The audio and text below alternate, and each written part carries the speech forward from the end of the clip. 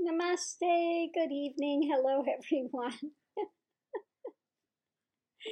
Well, today I went with Siddhananda and we went to the mall to do some walking, which we do sometimes. I like to get out and get a little exercise. The mall is always a good choice because when it's raining out, you have an area you can walk in. It's okay.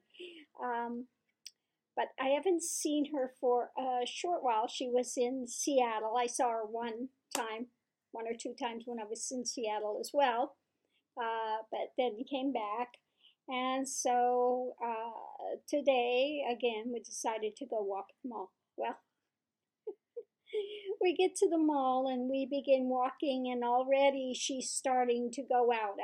I'm going to go out. I can see, she said, my eyes are starting to roll back in my head. I'm just like, oh, okay.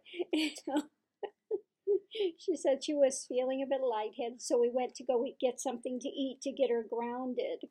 Um, so we did that and walked around for a while, and she's kind of in and out, you know, already. So we got the car and started to drive home, and at that point she was just going. Just don't worry about it, just go, you know. So we decided that it would be good for her to, when she came responsive enough, to do a video on what it's like to get slammed with a transmission. You know, again, this can happen anywhere. When my students come to visit, all of a sudden they'll be sitting there talking 1 second, and then all of a sudden they're gone. They're out and just gone. Um, and so I thought it would be a good idea for her to talk about what it's like when this transmission hits, because I'm not doing anything. It's a normal day. We're not making any, like she says, and there are no props. I'm not talking about it. I'm not saying I'm going to put you into it, nothing like that. It just spontaneously occurs. When students are around me, they get drawn very deep inside. What needs to come forward starts to come out, and they're propelled further on their journey. Okay, this just happens. So she went home and she's made this video, which I'm going to post the URL underneath. But you can see as she's doing the video, she's still having a very difficult time talking. She's still falling away inside into that quietude. And, again, this can happen. She's saying it's difficult to talk. And that can happen again after realization, when one is in real extreme quietude. It's almost, it's the same type of thing, very difficult to speak, to the silence at that point is so deep that, interacting with the mundane world becomes difficult for a time. Again, one has to continue to externalize in order to be able to speak and to aid others. Otherwise, it's very easy at the point of realization to really stay internalized and could sit there for years not saying a word and be totally, extremely happy and thrilled. But anyway, you'll see in this video as she's trying to explain what it feels like for her when this takes place, when she gets slammed with the transmission, and it comes again out of the blue. It's not like I'm sitting there saying, well, let's do the transmission now. No, nothing like that happens any longer.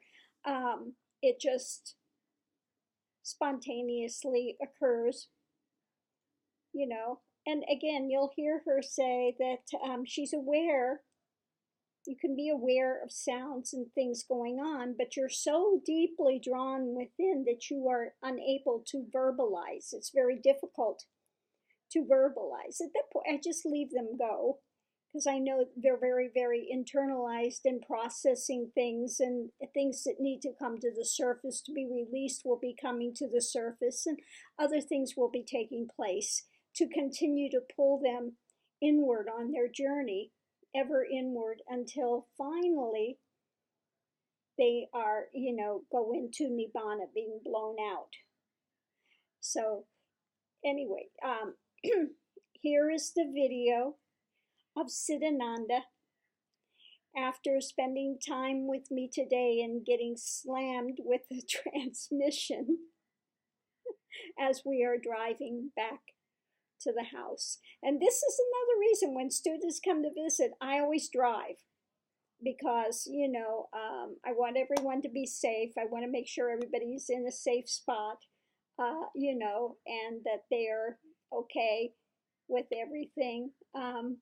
So maybe one of these days I've been kind of contemplating perhaps making a time, opening a time for people to come that want to sit in the presence, have that darshan, the seeing of the guru, having that darshan time, that they can have that transmission take place. It's not going to be an ongoing thing. I may open up a time. We used to have retreats and people would come, okay? So I'm kind of sitting with it and seeing if I can pick a date and a time and a place to let people have the opportunity to come for darshan if they would like to partake, because it can aid, the videos are one thing, and I'll start doing a few more videos where I'm just sitting in that silence with you and there is a transmission that takes place. But I think that, again, the transmission is better if you are in person. So I may look at opening up a date and a time for that. We'll see what happens. Difficulty is finding a place where I can have people come in, a place that's available for something like that, and to give people enough opportunity and time to get here. So we'll see. Anyway.